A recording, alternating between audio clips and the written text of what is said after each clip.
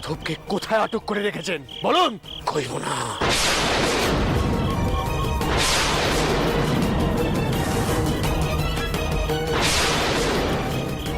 বলুন বলুন, আর একবার প্রশ্ন করবো, বলুন। শিশুকর্তা!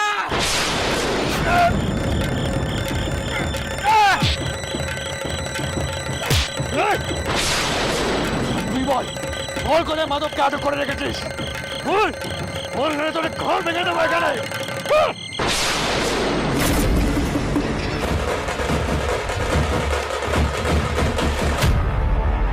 বল। কইতাছি কথা কইতাছি। বেঈমান, বিশ্বাসঘাতক, মা যশোরের চরিত্র ছাপ দিবে। হ্যাঁ, আমার সাথে বেঈমানি করস। হ্যাঁ, আজ দেখ, তুই যদি একবার কইয়া দিস না, তোরই একদিন কি আমারই একদিন। তুই দেখ। চুপ, একদম চুপ। এই বল বল, রামরতন বাবুর আগে আমি তোকে শেষ করে দেবো। বল, বল।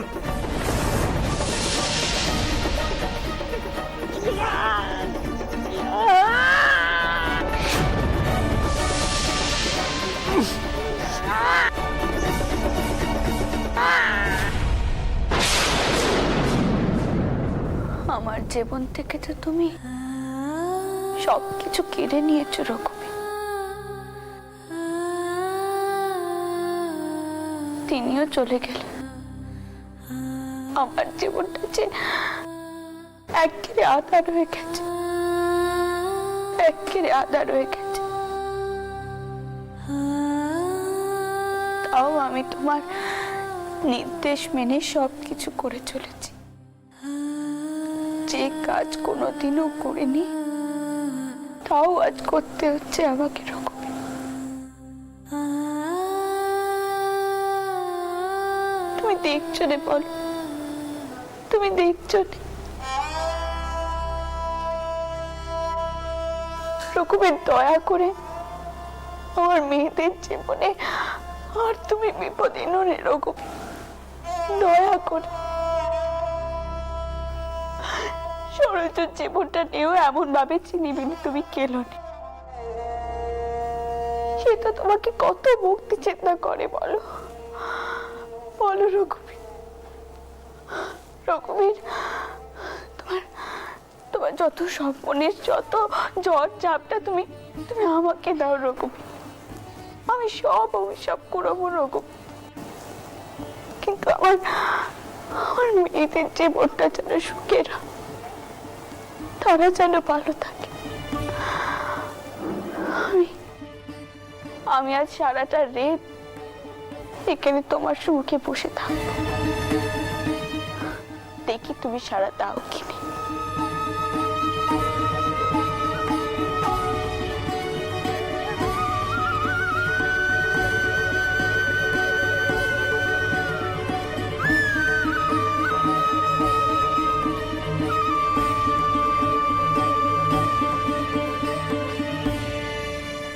বৌরানী,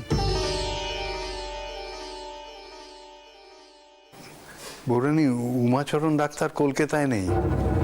মহামারী লেগেছে ওই সুদর্বন অঞ্চলে। উনি গতকালই সেখানে রওনা হয়ে গেছেন। এখন এখন কি করা হবে একটু বলো তো। সে কি, ডাক্তার কলকাতায় নেই?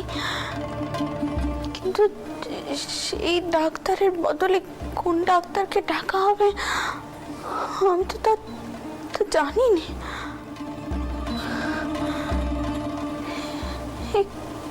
কোন বিপদে পড়লাম আমি, কোন বিপদে?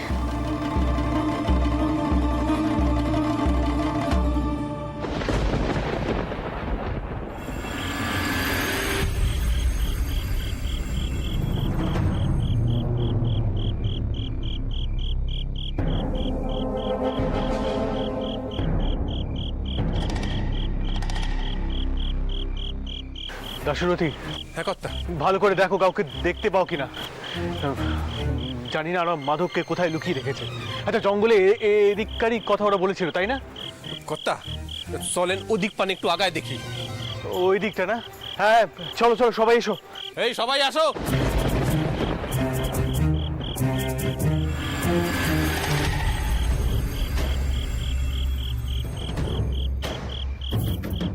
খারান কর্তা, এই জায়গাটা কেমন যেন ফাঁকা ফাঁকা লাগে কর্তা।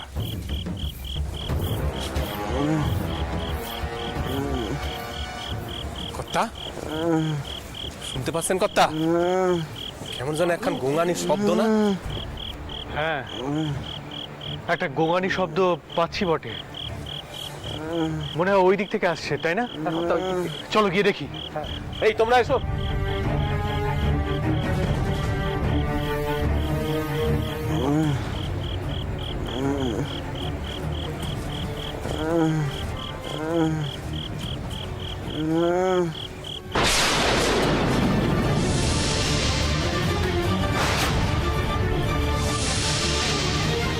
মাধব,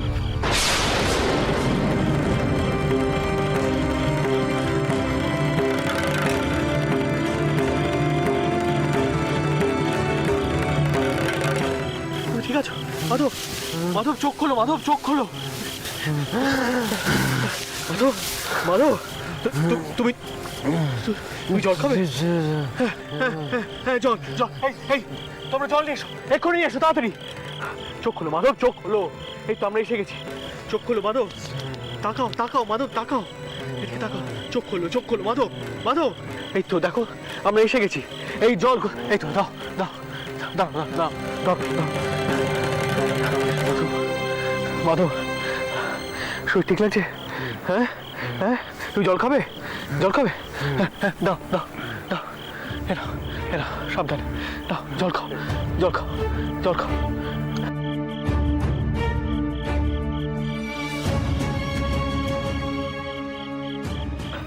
আর কোনো ভয় নেই, কোনো ভয় নেই, তো আমরা এসে গেছি। তোমাকে নিয়ে একেবারে কলকাতায় ফিরবো, বুঝেছ? আমাদের জমি জমা ওরা দখল করতে পারেনি, আর রামরতন বাবুকে আমরা আটক করেছি। যারা তোমার এই হাল করেছে তাদের আমরা কিছুতেই ছাড়বো না, কিছুতেই না। কোনো চিন্তা নেই, কোনো চিন্তা নেই তোমার।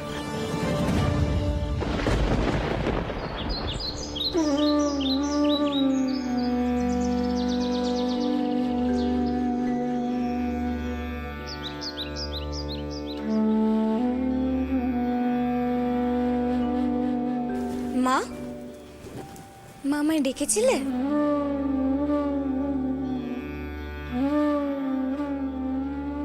ওরে, তুমি তো ঘুমোনি মনে হচ্ছে। বলি চটকো কি এখন কেমন আছে?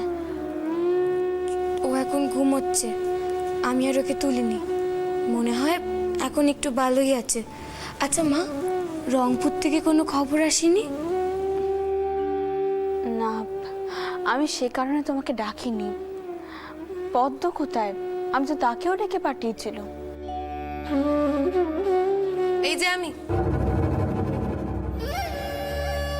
যাক, তোমার কখনো তবু আমার কথা মনে পড়লো। যাক, কও কি কইবে?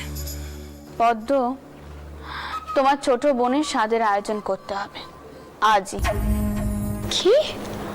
আজকে স্বাদের আয়োজন? মা, 5 জনকে তো নেমন্তন্ন করার ব্যাপারও আছে। ছোট কুকির পেত্তম সন্তান বলে কথা। মেজ খুকি, এখন ছোট খুকির স্বাদ দমদম করে দিতে হবে না। তুমি তো নিজে কানেই শুনলে দায় কি কয়ে গেল। ছোট খুকির শরীরখানা ভালো নয়, আর তার শরীর কেন এমন খারাপ হয়েছে তা আমি খুব ভালো করেই বুঝতে পারছি। মথুরের কথা চিন্তা করতে করতে সে অস্থির হয়ে পড়েছে। মা, তোমাকে একখানা কথা কইছি, যদিও আমি জানি যে আমার সমস্ত কথাই তোমার গায়ে বেঁধে, তবুও কইছি। এই কথাখানা তো ঠিক যে চটকু কি এক প্রকার জোর করেই মথুর বাবুকে ওখানে পাঠিয়েছে। তাহলে এখন চিন্তা করে কি না? আচ্ছা পদ্ম, তুমিও তো বড় জামাইকে জোর করেই জগন্নাথপুরে পাঠিয়েছিলে যাতে সে নিজেকে বিমান করতে পারে। তারপর তোমার চিনতে হয়নি? তোমার মাথায় যে কি করে এসব কথা আসে আমি তো জানি না। যাকে তাক এখন এসব কথা, তুমি নায়েব মশাইয়ের কাছে যাও, তাকে কও তিনি যেন বাজার সরকার মশাইকে তরি তরকারির জন্য বলেন, আর ন্যাদাকে পাঠাও জেলে পাড়াতে। সব থেকে ভালো মাছটা যেন আজ এই বাড়িতে আসে, কারণ তার খানিকটা চটকুকে সৌরগড়েও পাঠাতে হবে তার বড় জায়ের জন্য। আর কুমারী তার সাথে সাথে কিন্তু মিষ্টি, জামা কাপড় অনেক কিছু পাঠাতে হবে, সেই সবের ব্যবস্থা করো। ছোটকুকির প্রথম স্বাদ বলে কথা, তত্ত্ব তো পাঠাতেই হবে। কিন্তু মা, আর কাউকে না কও, দত্তবাড়ি, সাহাবাড়ি আর দোলবাড়ির বউদের তো করতেই হবে। কুমারী, আমি তো কয়েছি আমি না হয় ধুমধাম করে পরে সকলকে খাইয়ে দেব, কিন্তু এখন আমরা কি করে আনন্দ করব বলো তো? আর আনন্দ করলে বাকি সেটা ভালো দেখায়? আদবকে খুঁজে পাওয়া যাচ্ছে না, মতুর এখনো কোনো খবর পাঠায়নি। সত্যি মেজকুকি, তুই এমন একখানা কথা কইলি নে। হ্যাঁ মানছি চটকুকির পেত্তম সন্তান আসছে, কিন্তু সেটা কোন সময় আসছে একবার ভেবে দেখ। বাবা মশাই নেই, জমি জমা সম্পত্তি এগুলো আমাদের দখলে থাকবে কিনা আমরা তাও জানি না। এই সময় সাত কখনো ধুমধাম করে করা যায় নাকি? পদ্ম, তোমার বাবা মশাইয়ের কারবার, তালুক, জমি জমা যেন কারোর হাতে চলে না যায়, তার জন্যই কিন্তু আমি এত লড়াই করছি। এমন আকথা কুকথা বলে আর সব পুলিশ বাড়িও নে তুমি। কুমারী, চটকুকির শাড়ি গয়না সবকিছু তৈরি আছে, তুমি যাও গিয়ে তাকে সাজিয়ে দাও। আর শোনো, দেখো বিআই মশাই উঠেছেন কিনে, তেনার অনুমতিও তো নিতে হবে। হ্যাঁ মা, আমি গিয়ে দেখছি।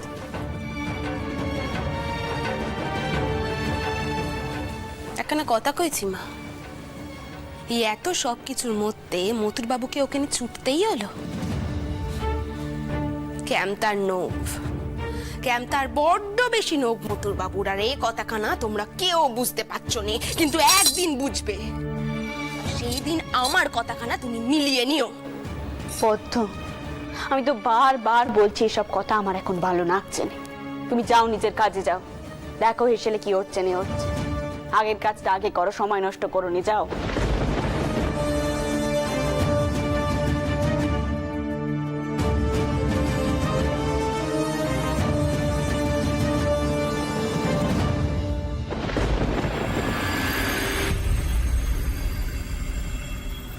আপনি যেন আবার আমার উপর রেগে যাবেন না।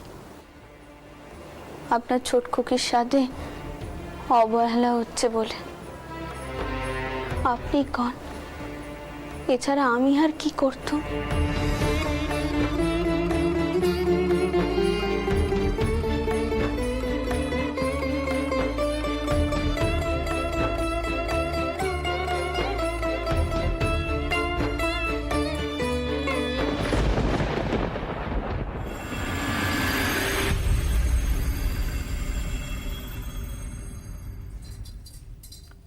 পদ্ম, কি ব্যাপারটা কি বলো তো? কোথায় থাকো সারাদিন? আমি কখন থেকে তোমাকে খুঁজছি। ও মা, আপনি আমাকে খুঁজছেন? এই তো আমার পরম সৌভাগ্যের কথা, কন না। জায়গায় জায়গায় শোনো, আমি একটু বেরোচ্ছি। আমি মামা বাবুর কাছে যাব। ও মামা, আচ্ছা ঠিক আছে যান। কিন্তু শুনেছেন এদিকে কি ঘটেছে? আবার কি ঘটেছে? আমাদের চটকুকি, সে তো এক পাকার জোর করেই মতুর বাবুকে রংপুরে পাঠিয়েছিল। এখন নাকি মতুর বাবু চিন্তায় চিন্তায় সে অসুস্থ হয়ে পড়েছে। অসুস্থ হয়ে পড়েছে? তাহলে দেখো, ডাক্তার হবে কিনা দেখো। তেমন হলে আমি মা বাবুর কাছে পরে যাবো, আগে মেডিকেল কলেজে গিয়ে ডাক্তার নিয়ে আসবো। তুমি দেখো দেখো। হ্যাঁ, সে আপনি যাবেন না? আপনার আদরের ছোটশালী বলে কথা, কত মান দেয় সে আপনাকে। তাই জন্য তো সকলের সামনে ওরকম বাক্যবান মারি। আপনি ওর জন্য ছুটবেন না তো আর কে ছুটবে? দেখো পদ্ম, বিপদের সময় এসব ছোটখাটো ব্যাপার নিয়ে ভাবতে নেই, ভাবা চলে না। তোমার মনে আছে পদ্ম, এই অবস্থা যখন করুণার হয়েছিল, তখন বাড়িতে কত বড় একটা অঘটন ঘটে গেল। না না না, জগদম্বার ক্ষেত্রে যাতে এমনটা না হয় সেটা আমাদেরই দেখতে হবে। আর মথুর এখন বাড়িতে নেই, সেটা যে কারণেই হোক। কিন্তু এই অবস্থায় জগদম্বার দেখাশোনার ভার আমাদের উপর পড়ত। আর আমি তো বাড়ির বড় জামাই, আমার একটা কর্তব্য আছে, সেটা আমাকে করতে হবে। তুমি গিয়ে দেখো ডাক্তার ডাকতে হবে কিনা, আমি অপেক্ষা করছি। আমি পারবো না। কি? আপনার যদি অত দরদ হয় আপনি যান, আমি কিচ্ছু করতে পারবো না। পদ্ম,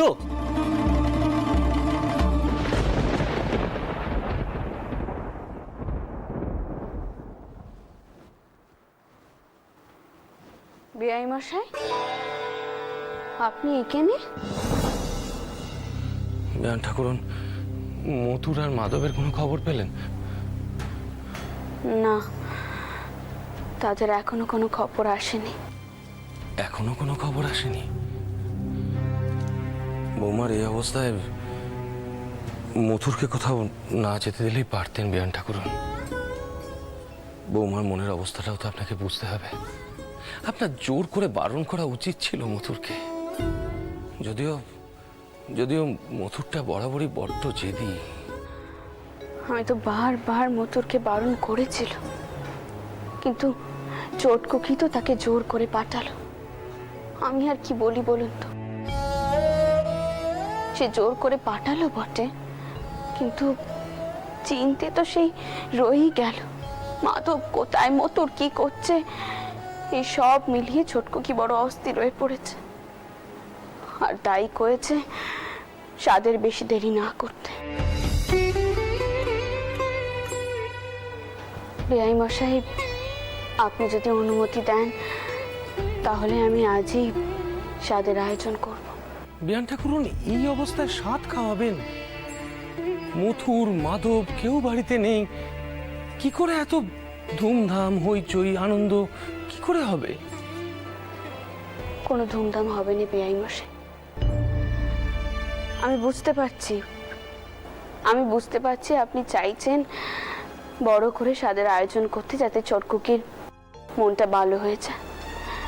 কিন্তু বেয়ান ঠাকুরন, আপনি তো খুব ভালো করে জানেন যে আপনাদের সঙ্গে খারাপ ব্যবহারের জন্য আমি কতখানি মরমে মরেছিলাম।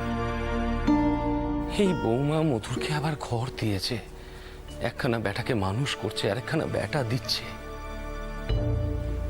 এই অবস্থায় আমি কি দিতে পেরেছি বৌমাকে?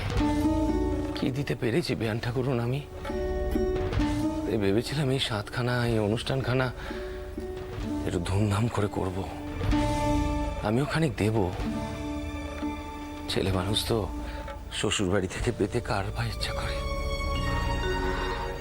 বেআই মশাই, আপনার আশীর্বাদের চেয়ে বড় আর কিছু কি হয় চটকুকির কাছে? আপনি মনে কোনো কেদ রাখবেন না, সব আলোয় ভালোয় মিটে যাক। আমি না হয় তারপর বড় করে অনুষ্ঠান করব। ঠিক আছে বেয়ান ঠাকুরন, আপনি যা ভালো বোঝেন করবেন, কিন্তু মথুর কবে নাগাদ ফিরবে তার কি কোনো আন্দাজ আছে? সেজবাবু মাধব দাদাকে সঙ্গে নিয়ে ফিরছেন। হ্যাঁ, ঘাটে নৌকো ভিড়েছে, সঙ্গে আছেন জমিদার রামরতন। কি, ওরা আজই ফিরছে? তাহলে তো আয়োজনে কোনো বাধাই রইল না। জয় রঘুবীর, জয় রঘু। আমি জানতাম তুমি কোনো ক্ষতি হতে যাবে না, আমি জানতাম। সরজু, ও সরজু, তুই কোথায় গেলি? মাধব ফিরছে রে। সরজু,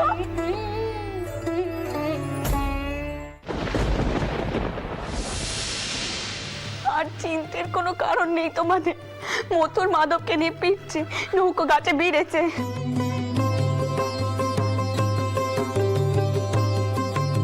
ও চটকুকি, তুমি এখানে দাঁড়িয়ে রইলে কেন? তুমি ঘরে যাও, এই সময় এত চড়াফেরা করতে নেই মা, তুমি ঘরে যাও। ও সরজু, আমার কথা তোর কানে গেল না? ও দিদি, ওরা আগে বেরোক, কথাবার্তা হোক, তারপর জনার্দনের পায়ে আমি মালা কেটে দেব।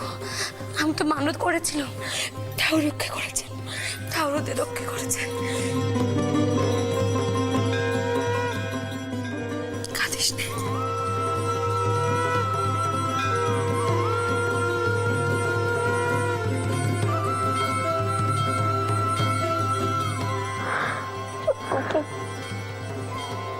তোমার পারত না আমার মানত আজ পূর্ণ হতে না।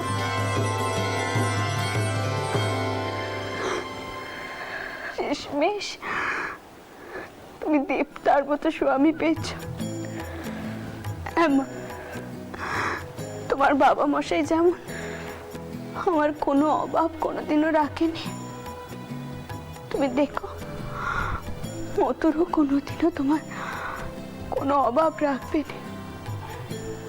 আমি এমন দায়িত্ব জ্ঞান যে আর কারোর মধ্যে দেখিনি। তুমি আর এখানে দাঁড়িয়ে থেকো না মা, তুমি ঘরে যাও।